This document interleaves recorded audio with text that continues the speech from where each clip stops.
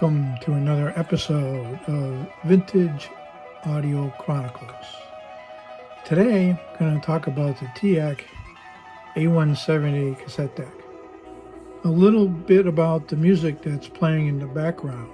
It was a recording I made back in the summer of 1977 of a King Biscuit Flower Hour live broadcast. King Biscuit primarily featured pre-recorded concerts and that were broadcast over FM radio.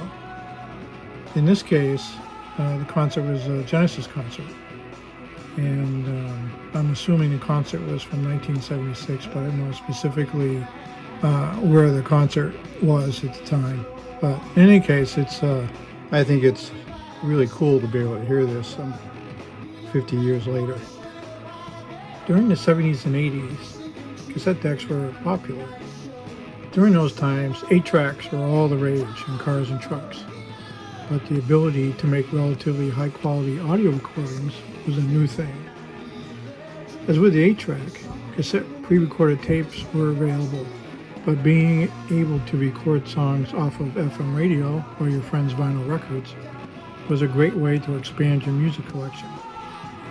Teac, a Japan-based corporation, was originally founded in 1953, and in 1956 the name changed to Tokyo Electro-Acoustic Company. Teac offered consumer versions of the products, while later on Tascam division was created to produce the professional versions. Through the years, Teac produced many cassette decks.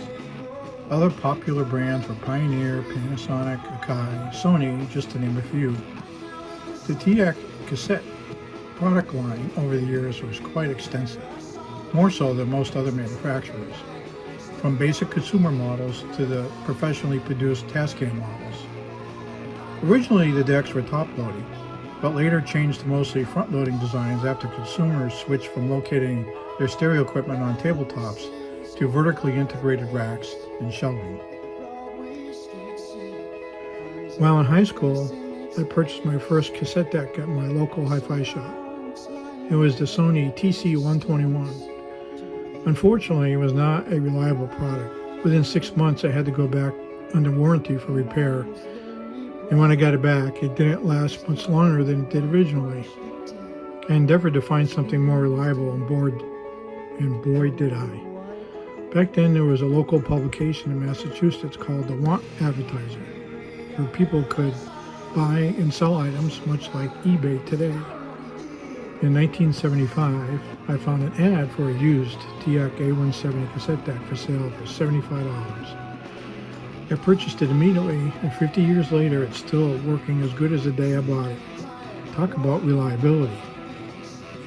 The Teac A-170 is a stereo cassette deck with built-in Dolby B noise reduction, more on Dolby later, separate line and microphone inputs, headphone output, and support for Type 1 and Type 2 cassette tape types. During that time, magnetic manufacturers were developing improvements in magnetic tape formulations to address some of the issues inherent in the technology, which was namely signal-to-noise, frequency response, and distortion. Even though these issues applied to all magnetic tape, the cassette was the one most affected due to its slow speed and narrow track width. Type 1 were the standard Philips cassette tape type and were designed to be used on all standard cassette decks. Type 2 was a newer technology, also referred to as metal or chrome tape, that improved audio performance, but required a different recording bias frequency and different equalization during playback. The improvements for Type 2 tapes were noticeable, but they were more expensive than Type 1. One issue I had with the Teac A-170 was with the Dolby noise reduction. Dolby, better known today for their home theater technologies for surround sound and video, was established in 1965 by Ray Dolby, and they introduced the Type A noise reduction in 1966, followed that in 1968 by the Dolby B noise reduction for consumer cassette tapes.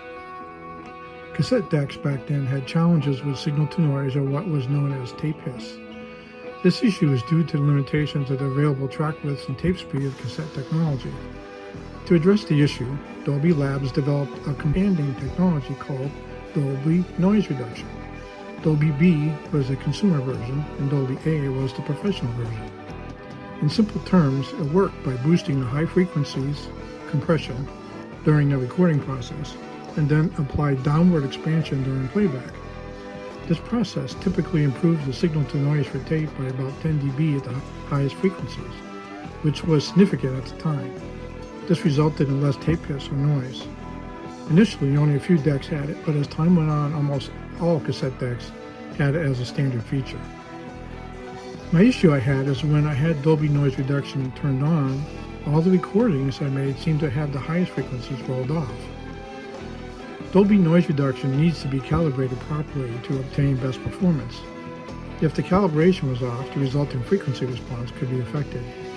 It seemed that none of the decks with built-in Dolby B processing at the time had any built-in calibration capability, even though the VU meters had calibration markings. Fortunately, some manufacturers developed outboard Dolby B noise reduction units, and I purchased an RP-966 from Panasonic, which I still use today. It has a built-in calibration tone to set the proper level, and after calibrating the record and playback settings, I never had another issue with a rolled off frequency response. I still have all the tape recordings I made back then. They're mostly songs off FM radio, vinyl albums, and even some live recordings I made during college dorm coffee houses.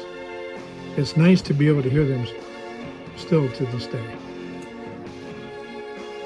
Other than belt replacement, I really hadn't had any issues with this unit until recently. I went to play a tape and noticed that one of the outputs was way low in volume. I suspected it was a bad capacitor, and I was right. Took up my oscilloscope and proceeded to trace through some of the circuits. The schematics are in the service manual, and found there was an AC coupling cap in the preamp stage that had a good input signal but almost no output signal. A new cap, and I was back in business. Teac made very reliable products. I don't think they had 50 years in mind when they developed the A-170, but in my case, it's worked great and can't complain.